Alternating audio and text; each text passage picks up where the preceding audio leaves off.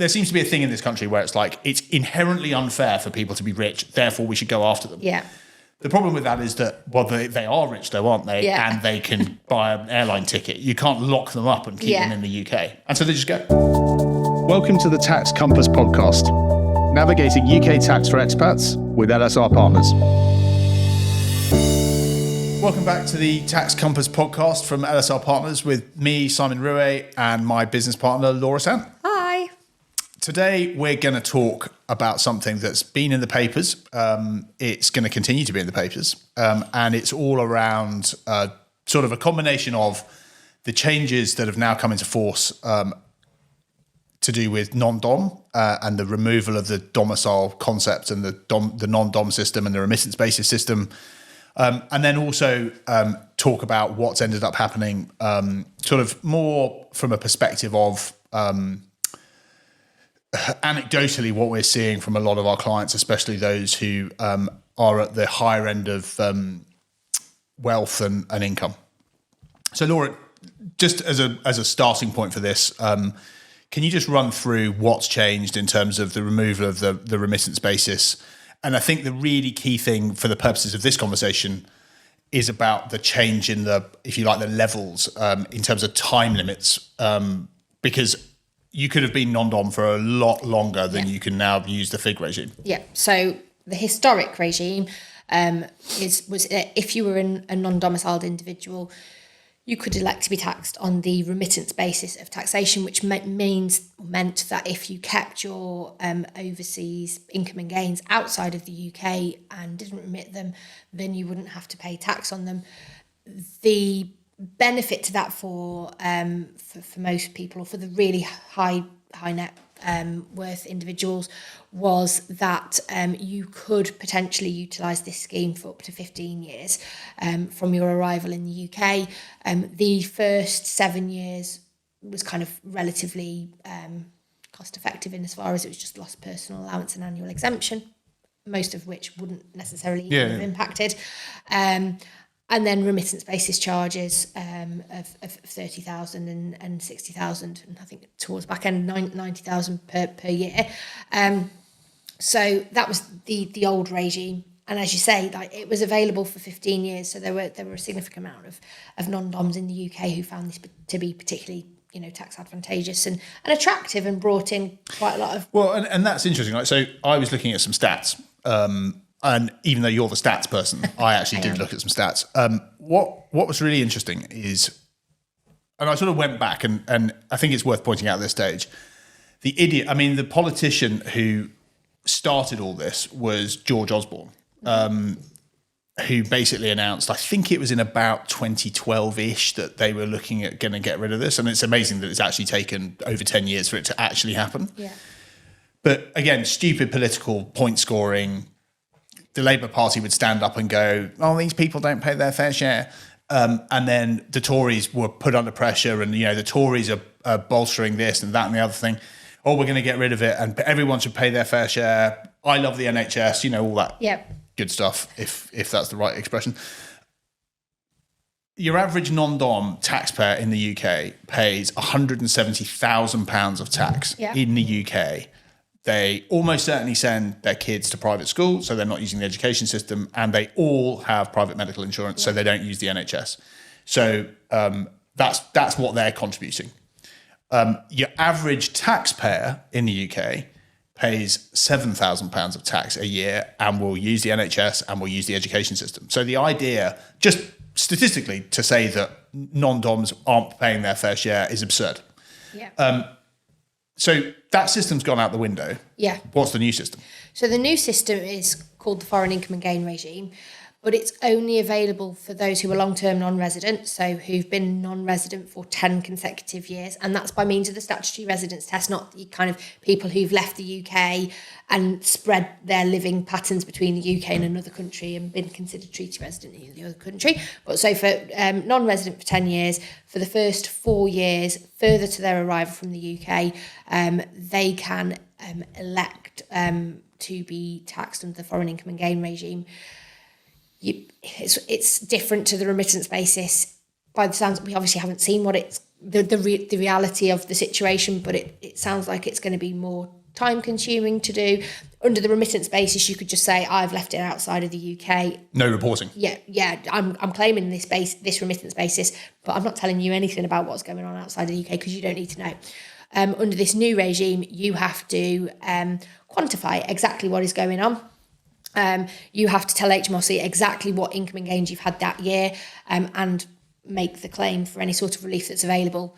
And if you don't, it's taxable, which again, I think from HMRC's perspective, they're just trying to get an understanding as, well, what can we be looking at after the first 4 years? But the problem, right, is that, and this comes on to the real issue this is creating. So it's only 4 years. So anyone who's been claiming the remittance basis is based in the UK, but has been here for longer than 4 years, they're stuffed.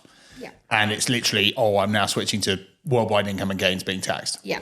And then the other part of it is that, so two things to me that make no sense. One is, it's not like there aren't other countries offering up, incentive-based ways of getting ultra-rich people to move to their countries, which I'll come on to in a minute. But the other thing is that, Lakshmi Mittal has been in the papers about someone who said that they're going to leave. Yeah. So I think he's worth in the region of $12 or $15 billion. Yeah. Mittal Steel, Mittal Industries in India. Even if he didn't mind paying the tax, the thought of the process he'd have to go through to try and put that on a tax return is just ridiculous. And so people like that are just like, well, I'll just go and live somewhere else. I'll go to Italy because there I just know I just need to write them a check for 200,000 euros. Yeah. And everything outside of Italy is none of their business. Yeah. It is one of those. And then when you see somebody like that, when you look at the stats about how many regular taxpayers have to kind of be considered to kind of, or to be included to kind of cover the tax gap, because yes, there might be millions, billions that's not being declared in terms of income. But wouldn't you rather? But the thing that's so absurd is that you're just going to have nothing. Yeah. Because if you're Lakshmi Mittal, you're obviously going to be bringing in millions of quid because you've got a massive house and all the rest of it. Yeah. So it's not like you're not going to be paying a very significant amount of tax to HMRC. Yeah. So why would you ever introduce a system that gets all of those people to go, I'll just leave? Exactly. And this comes on to a really interesting situation we've been helping a client with literally day to day at the moment. Yeah. So she, long-term UK resident, she's actually domiciled in the UK, and this is a slightly different issue, and it comes, I guess, to the next part of this, which is a combination of a change in the rules, which is incentivizing non-doms to leave. But it's also the changes to the rules are also encouraging domiciled individuals to leave because of the rates of tax they're paying. I would say that that's what we are seeing more of, actually. A lot more, yeah. We've seen a few of our non-dom clients who've gone, actually, now I'm going now. Thank you very much. But the majority of new clients who are getting in touch with us are actually UK domiciled, who have just gone, do you know what, the government have just pushed us just that touch too far. Yeah, and so we were saying that, and this comes to capital gains. So there are 2 points on the changes to capital gains that came through back in October. So just to refresh on that, the rates were 10% and 20% depending on your income tax brackets. Yeah. They changed to 18% to 24%. Yeah. And they thought they were being clever, I guess, by aligning them with residential property tax rates. Yeah. The thing about residential property tax rates in the UK is that they're in the UK. You can't pick the property up and move off with it. And they're always taxable whether you're resident or not resident. Yes. But for a lot of people, they look at it and go, 10% I can live with. I think most people feel that being taxed on something at 10% doesn't feel like it's a problem. Yeah.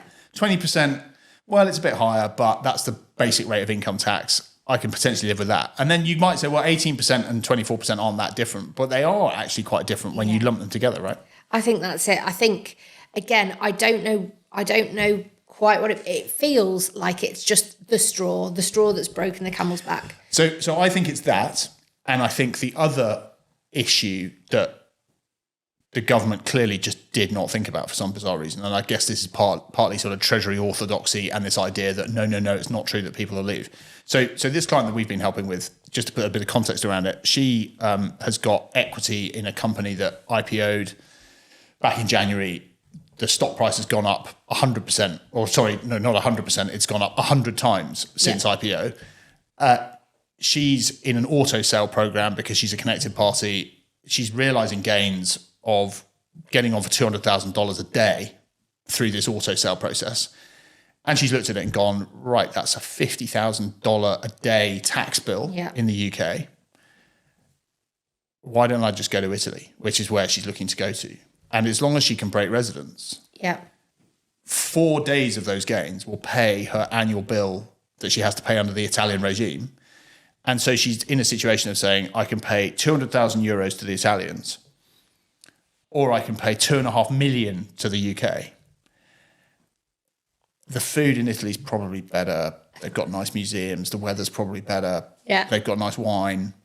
Why wouldn't I go to Italy? And that's what people do. And I just don't understand why politicians can't get their head around that. And the problem, again, is that the people who get harmed by these decisions are precisely not the people they're targeting. Because the people who they're targeting just say, well, I'll just leave. Thanks. That's it. I was going to say they have the money to be able to do that, don't they? That's the whole point. I mean, and this is it, right? So when you attack rich people, and the discussion is always about like, well, it's not. There seems to be a thing in this country where it's like it's inherently unfair for people to be rich, therefore we should go after them. Yeah. The problem with that is that, well, they are rich though, aren't they? Yeah. And they can buy an airline ticket. You can't lock them up and keep them in the UK. And so they just go. And the thing at the moment with the UK, yes, we have anti-avoidance rules in terms of temporary non-residents, and it has to be a long-term solution. You can't just go, I'm going to leave, realise everything in one tax and then come straight back. So it is, and again, from a UK tax perspective, again, that's just kind of forcing the higher net worth individuals who are taking that route out of the UK for even longer. But I suppose they have the ability to do that. What we don't have in the UK at the moment, potentially never, which some countries do, which is that kind of looking at, well, what was the value when you left the UK? So there's some sort of exit tax. Which, as I say, certain countries do. And certain countries will look at it and go, right, well, our standard approach is we'll look at the uplift in value during the period when you were resident. In the UK, it's an all or nothing system. So for people who arrive in the UK, realise gains maybe that they've owned for many, many years when they were non-resident, but they realise again when they're UK resident, they will pay capital gains tax on the full uplift rather than just the portion. But equally, it does allow people to take advantage of the fact that actually, I can up and leave, become a UK tax non-resident and realise gains, substantial gains, and pay no UK capital gains tax. Yeah, and go somewhere where they're keen for me to be able to pay them there. And, again, coming back to my numbers, like your average non-dom pays 170 grand of tax in the UK, your average taxpayer pays 7 grand. Unfortunately, just the reality is because most people look at that and go, my God, you must be wealthy if you're paying that much tax. And it's like, you just got to accept that in a capitalist economy, you do have people who are very, very well paid or who are risk takers, who are entrepreneurs, who are multimillionaires and all the rest of it. And they do pay tax and a lot of it. But everyone gets to that breaking point of saying, there are potholes, the trains don't work, the NHS doesn't work. Why am I doing this and paying all this money when I don't really get anything for it? And as I say, I think the other thing that's so fascinating has been since COVID, people really can work remotely. Yeah. And that's been a big change, right? I think it's been a really big change. And I think, I don't know about you, but I just, the amount of mobility you seem to be seeing nowadays, I think it's almost something people have become aware of. This, like previously, if people were unhappy, like they wouldn't necessarily have thought, I know what I'll do, I'm going to leave the UK. Whereas nowadays it seems to be a bit more, I don't know. Normal. Yes. And the other thing that's so amazing, and this really blew my mind when this came up. I remember getting a call a year and a half ago, and I was actually in Wolverhampton Hospital. Do you remember I had that eye problem? Yeah. And they've got an eye centre down there. Anyway, this person called me up, and of course I was stood in an NHS hospital, absolute pandemonium, usual story. And the person who called me, I had an initial meeting with them. They work for the NHS in South Wales, and they were a physiotherapist. I was like, oh, right, what are you? She's like, oh, no, I'm resident in Spain. I do it remotely. It's like, you do physio remotely. And she was like, it was some special source of physio or something, I don't know. But it was like, so you've got that system, you've got our tax system, and then you've got the biggest employer in the UK, which happens to be a government entity, allowing people to work remotely from Spain and therefore not pay UK tax. The whole thing, but it's that whole thing that feels a bit weird. Surely if you're a government employee, surely you should change the rules so that's sourced to the UK or something. Yeah. But again, it's this whole point of there's been a real sea change for people being able to do their work remotely. We see so many people now who are moving overseas. They still work for a UK employer. Yeah. And then they go, well, actually, the UK employer is getting a bit worked up. I'll switch to being a contractor and all the rest. There are so many ways you can continue to basically do your job, but do it in a way that means you don't get caught up in paying into the wrong national insurance system or whatever it might be. And I do wonder whether the next thing we're going to see out of this government is a change to the way residency works. I think the wealth tax point, I just think could completely blow the British economy up in one go. Yeah. And the reason I say that is that because the British economy works, it's such a heavily service-based economy. Yeah. The problem is that you can do that from anywhere. And again, this is what's encouraging. Like the number of people we know who are working remotely, so many of them are in service jobs. They're lawyers. They're people like us. I mean, like ultimately, you and I could do what we do from anywhere. There's no reason for us to be in the UK to do it. True. That's a good idea. We'll come back to that. And I think the issue you just are going to have is that, okay, we'll change the residency system. Is it time that, or are we heading towards a time where the statutory residence test gets changed? I like the statutory residence test. I think that's why they can't do it, this exit tax at the moment, because of the way the statutory residence test applies. You can kind of be UK tax resident one year, non-resident the next year, and it's purely based upon where your days of physical presence are. So you probably end up having kind of quite easy manipulation of crystallization of certain gains, kind of. So I think it's one of those. Yeah, they'd have. That's a good point, actually, isn't it? Because they'd have to change the whole of the statutory residence test to make it work with an exit tax. Yeah. Because we have a lot of Canadian clients who they have an exit tax. Yes. But they stay, even though they're living in the UK, they actually stay Canadian tax resident. They do, yeah. And then they rely on the tax treaty to make sure they're not being double taxed. Yeah. So that's interesting, isn't it? And that's South Africa's similar as well. Yep. And then we know other countries. I think Norway had one for a bit, and then they realised they weren't making any money from it and got rid of it. But there's been a lot of stuff in the media recently about the so-called. Well, it's not the so-called. It is called the Laffer curve, and it really does feel that we're at that point. The Office for Budget Responsibility has said that they think over this Parliament the capital gains tax take is going to be £31 billion lower than they thought it was going to be, because the rates went up. Because the thing with income is you can't not get income if you're in a job. So it's very hard to change your tax. But if you're in capital gains tax areas, it's like, well, I'm just not going to sell the asset, and then it's not going to crystallise. Or I'm going to leave the UK and exactly crystallise it outside. Yeah, I think I really do see this becoming a real albatross around the government's neck. And maybe the interesting one to sort of sign off with on this, another good anecdote. There's a restaurant in London called Hakkasan, which is like a high-end Chinese restaurant. And I was talking to a mate of mine who actually works for a guy who's been in the paper recently for exactly this thing of leaving the UK and going and trying to be resident somewhere else. And he was saying that Hakkasan had to shut down one of their restaurants in Mayfair. And in their other one, they've had to close the floor because all their clients have gone. And these are non-dom people who've just up sticks and off they've gone. Yeah. And so it just really does feel that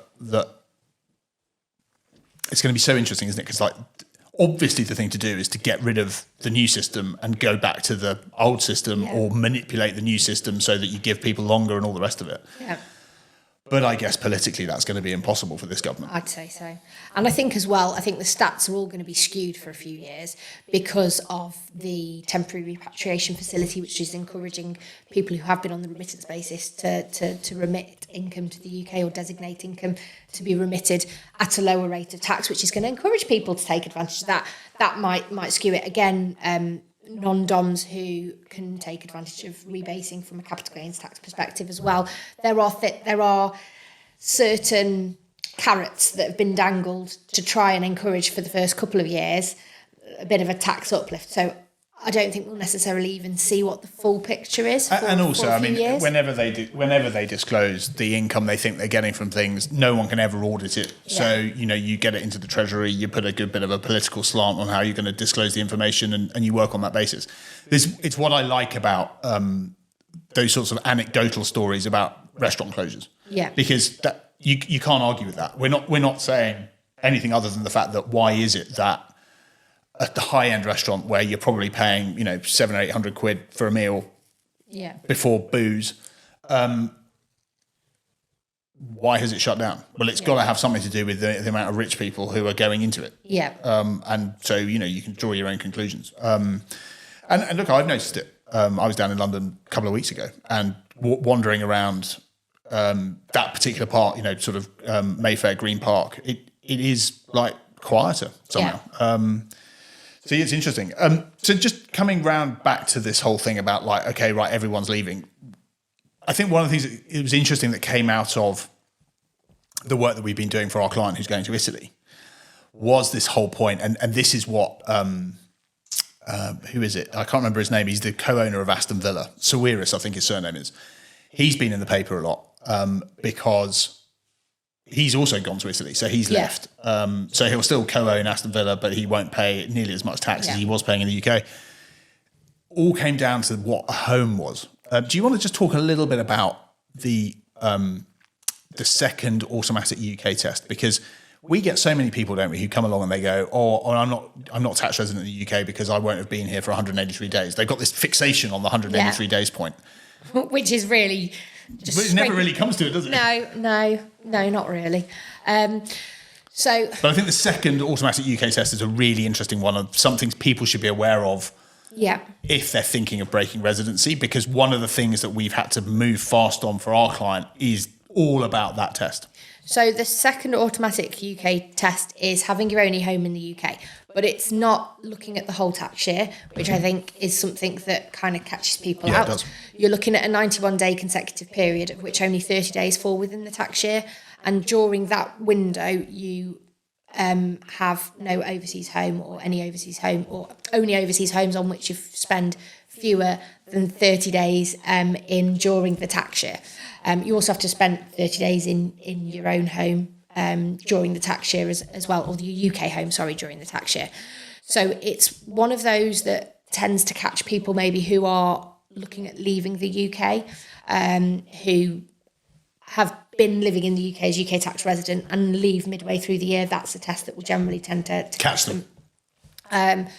Albeit there's always split year treatment that's available as well. But just on the split year thing that I think is interesting. So again, coming back to our client, because she's realising gains right at the start of April, right at the start of the tax year, she needs to be full year non-resident, which is where this test has become so problematic. So that she's not taxed on the gains that she's realising at the moment, even though she's living in the UK at the moment. She needs to make sure she breaks it for the full year. Yes. Because if she had split year, it'd be like, okay, well, you can have split year after whatever day if it applies. For her, it wouldn't, because, of course, she doesn't want to give up her UK home, which is, again, why it's become such an issue. And isn't working. Yeah. So, that's really, really important, isn't it, to be aware of that test? Yes. Because you can literally spend 30 days in the UK in a tax year and you're full year tax resident. You can also, in principle, spend one day in the UK and be tax resident as well. Well, probably not actually one day, because you get caught, but the first automatic overseas test would get you, or you'd be non-resident that way. But you can, with one day working, get caught by that full-time work inside the UK, which is the third automatic UK test. Sorry, I'm getting a bit geeky. No, but it's good, because I don't want us to get into the real nitty-gritty. I think what we want to try and get across to our audience is if we look back at what we talked about, loads of people are leaving. Yeah. Loads of people are leaving because they don't like the fact that the non-dom thing's gone away. Yeah. The new systems come in that actually does look very attractive on the face of it to new arrivals into the UK, but you've got to have been outside the UK for 10 years. So it's not like people who've just been out for a couple of years can benefit. Yeah.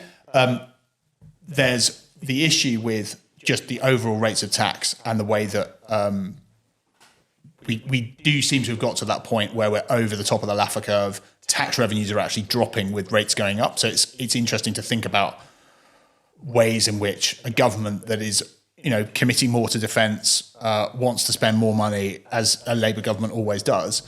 And then, people listening to this thing, actually, I might leave. Yeah. But then remember that when you are thinking about leaving, you need to plan for it. Yes. You need to understand fully what makes you a resident. The key thing you were just saying there about you can become a full year resident in the UK by spending a very limited amount of time in the UK.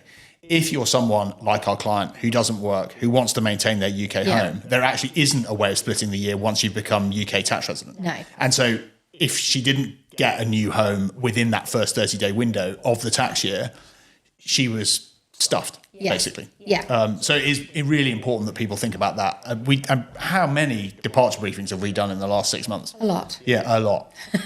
Hence why Laura loves the statutory residence test. I do. She's taking medication. We're hoping she'll get over it.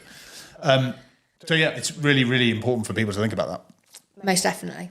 So if you are thinking of leaving, you know who to call. And Laura literally loves spending all of her time talking about the statutory residence test. There's no one, she's forgotten more about it than I know. So do get in touch. Thanks for listening to the Tax Compass podcast, brought to you by LSR Partners, where we help you pay the right tax in the right place at the right time. Book a call with us. Details are in the show notes.